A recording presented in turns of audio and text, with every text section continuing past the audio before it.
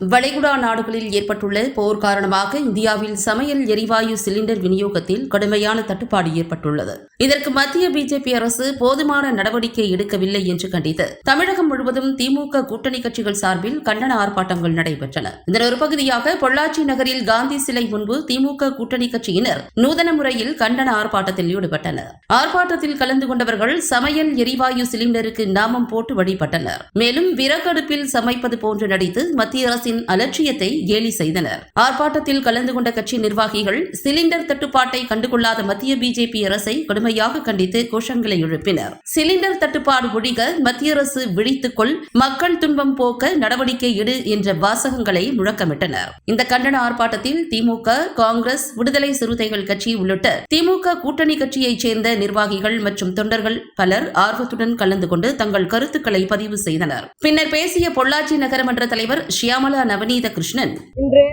இன்றைய சூழ்நிலையில் LPG gas cylinder கமர்ஷியலாக வர்றதை கம்ப்ளீட்டா நிறுத்திட்டாங்கன்னு ஒரு கேஸ் கம்பெனி லீஸ் எடுத்த ஒரு உரிமையாளரே என்கிட்ட வந்து போன்ல வந்து கான்டாக்ட் பண்ணி சொன்னாரு.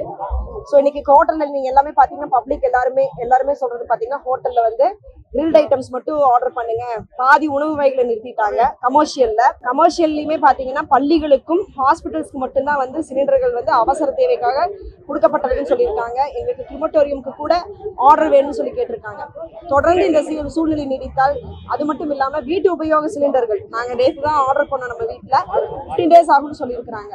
ஸோ இந்த மாதிரி ஒரு நிலை வரும்போது எல்லாருமே இன்னைக்கு கால சூழ்நிலையில எல்லாருமே அவசரமா வேலைக்கு போறவங்க, பள்ளி ஆகட்டும் இல்ல வேற எந்த வேலைக்கு போனாலும் வந்து காலைல சீக்கிரமா ஃபாஸ்டா சமைச்சு போகணும் அப்படின்னு தான் நினைப்பாங்க.